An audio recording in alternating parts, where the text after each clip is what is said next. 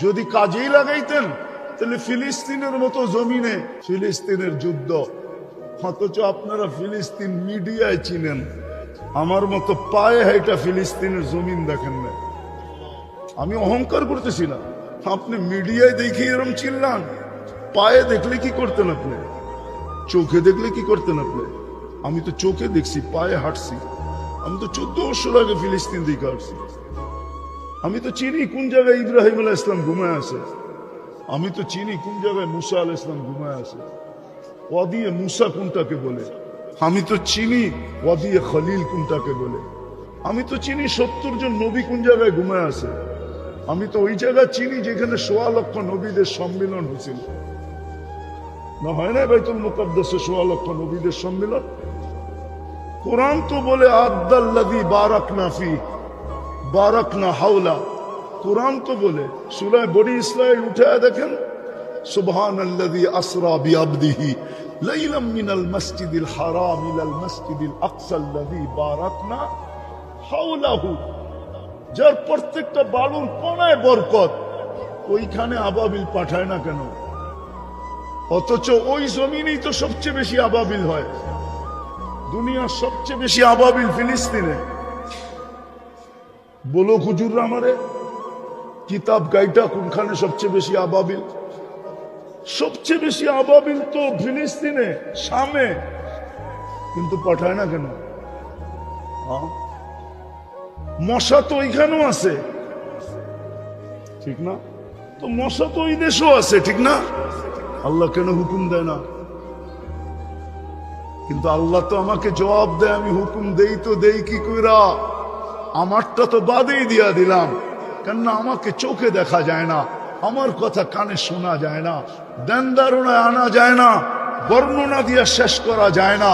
কেননা আমি শুধু আল্লাহ না, আমি আল্লাহর সাথে সাথে রহমান, রহিম, মালিক, কুদ্দুস, সালাম, মুমিন, মুহাইমিন, আজিজুল জব্বারুল মুতাকাব্বিরুল খালিকুল বারিকুল মুসাব্বিরুল গফফারুল কহ্হারুল ওয়াহ্হাবুর রাজ্জাকুল ফাত্তাহুল আলিমুল কাবিদুল বাসিতুল খাফিদুর রাফিউল মুইজ্জুল মুদিল্লুস সামিউল বাসীরুল হাকামুল আদলুল লতীফুল খবীরুল হালিমুল আযীমুল গফুরুশ শাকুরুল আলিয়ুল কবীরুল হাফিজুল মুকিতুল হাসিবুল জলিলুল করিমুর রকিবুল মুজিবুল ওয়াসি আল হাকিমুল ওয়াদুদুল মজিদুল বাঈতুশ শহীদুল হকুল ওয়াকিলুল القوي المتين الولي الحميد الموصي المبدي المعيد المحيي المميت الحي القيوم الواجد الماجد الواحد الأحد الصمد القادر المقتدر المقدم المؤخر الأول والآخر الظاهر والباطن الوالي المتوالي البر التواب المنتقم العفو الرؤوف مالك الملك ذا الجلال والإكرام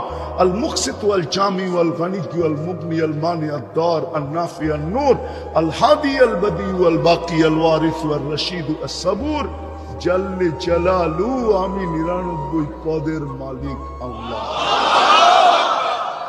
তো বলছে আমার বন্ধুকে মাইনা দেখায় দাও, আতিউর রাসূল, মান আতা আর রাসূল ফাকাদ আতা আল্লাহ ওয়া ইন তুতিউহু তাহতাদু। আর কেমনে বলবে আমার বন্ধুকে মাইনা দেখায় দাও? বিদা আমি শেষ কথায় চলে আসছি, যাকে সদ ইচ্ছায় আল্লাহ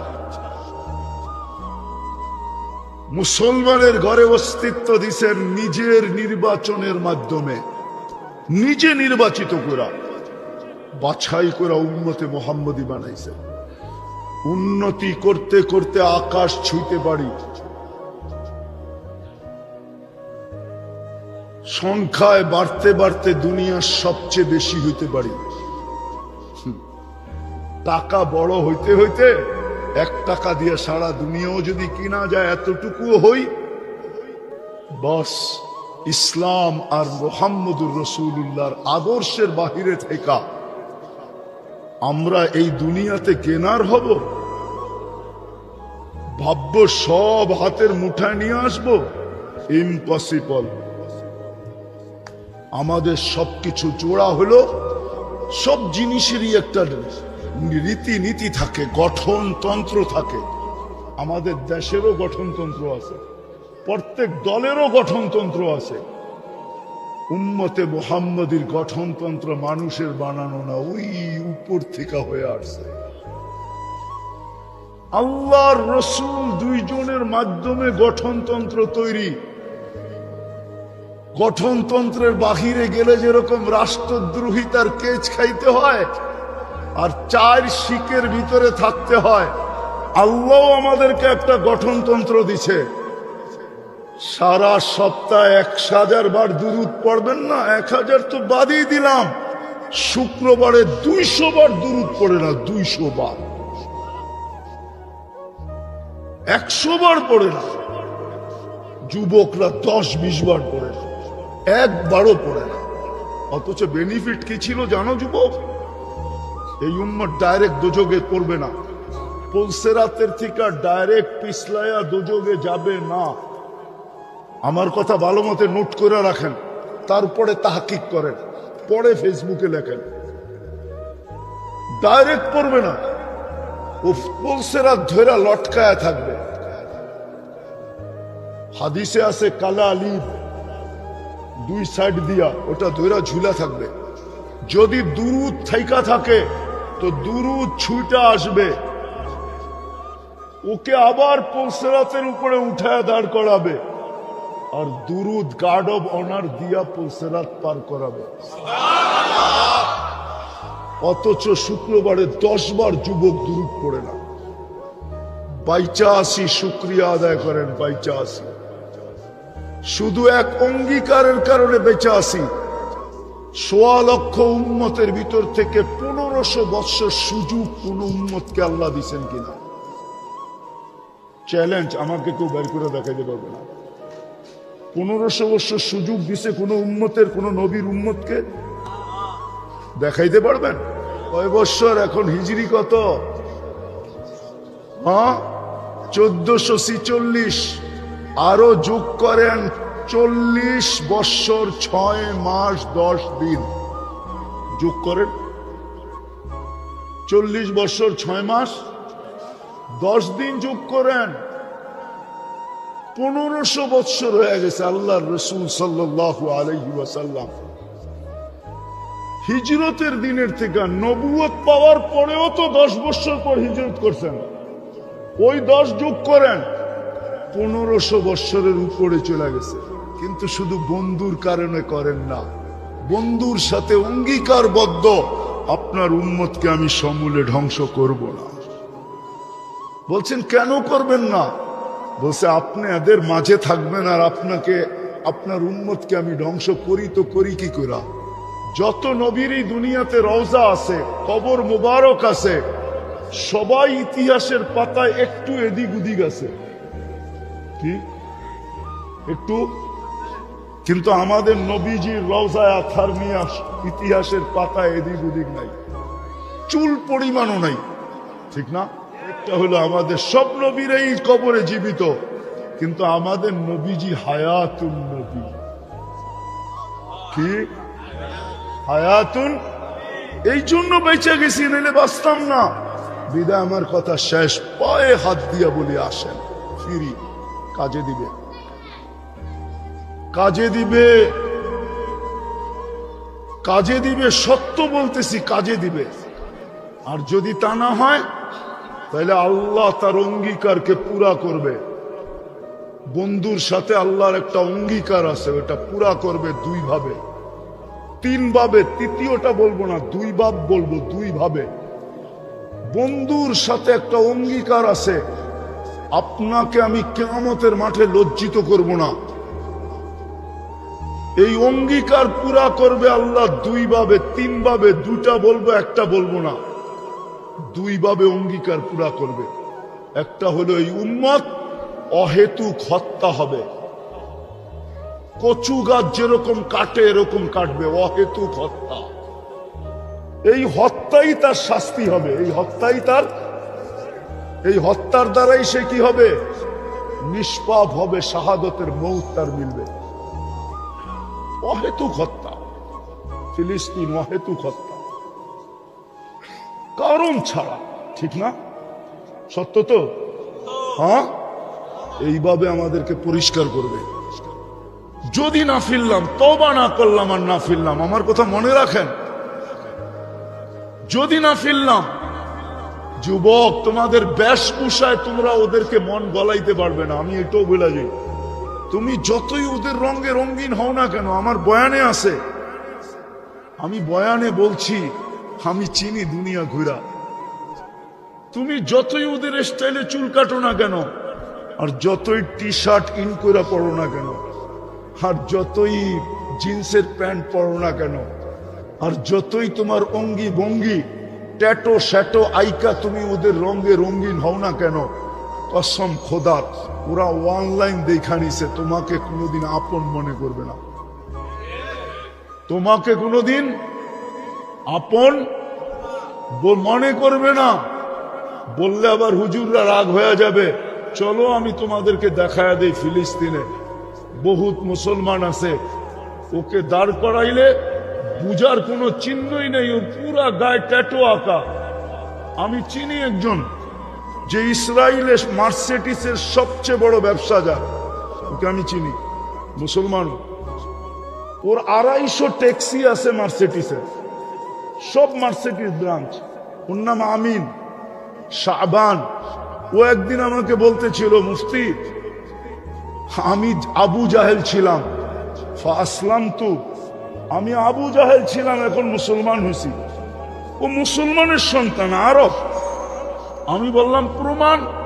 গায়ের থেকে জুব্বাটা খুলে আমি দেখলাম ওর পুরা গায়ে এইখানে দুটাতে দুটা বাজের পাঞ্জা আঁকা, পুরা পিঠটার ভিতরে একটা পাঞ্জা একটা বাজ আঁকা, সারা গায়ে ট্যাটো। ও নিজে আমাকে বলছে, আমার গাড়ি যখন তেল আবিবে বাহির হয় তো মন্ত্রীর গাড়ি পর্যন্ত সাইড হয়ে যায়। আল্লাহ আমাকে এত টাকা দিছে। কই, ও তো মারা গেল, ওকেও তো গুলি করে মেরা ফেললো, ও তো শহীদ হয়ে গেল। নাম্বার দিব, ও তো শহীদ হয়ে গেল, ওকেও তো মেরে ফেললো, ওর পুরা গায়ে তো ট্যাটু আঁকা ছিল, ওকেও তো মেরে ফেললো। বিদায় যুবক, তোমরা যতই ওদের রঙে রঙিন হও না কেন, কোনদিন তোমাকে আপন মনে করবে না। সহজ করে দিয়া গেছে, সহজ। সাধ্য অনুযায়ী নবীর আদর্শকে মানি, 10% মানলেও হবে, 100 মানার দরকার নাই। উনি স্বয়ং নিজে ঘোষণা দিছেন, লাউ উমিলা উশরা মা উনজিলা বিহি লানাজা।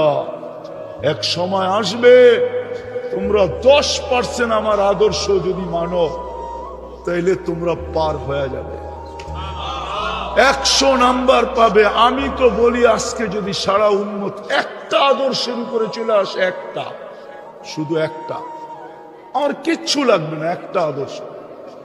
আজকে যদি সারা দুনিয়ার মুসলমান 5 ওয়াক্ত নামাজের উপরে চলে আসে, যে আজকের থেকে নামাজ এর সাথে কোনো অবস্থায় আপোষ হবে না, না না, আমি ছাড়বো না, না না, 100% মুসলমান যদি আজকে নামাজের উপরে চলে আসে, কেন আল্লাহ রসুলের সবচেয়ে বড় আদর্শ নামাজ।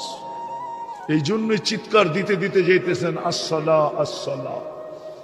এই জন্যই দুনিয়াতে পা রাখতে দেরি, সেজদা করে মেসেজ দিতে দেরি করতেছেন না। উম্মত সেজদা সেজদা সেজদা সেজদা।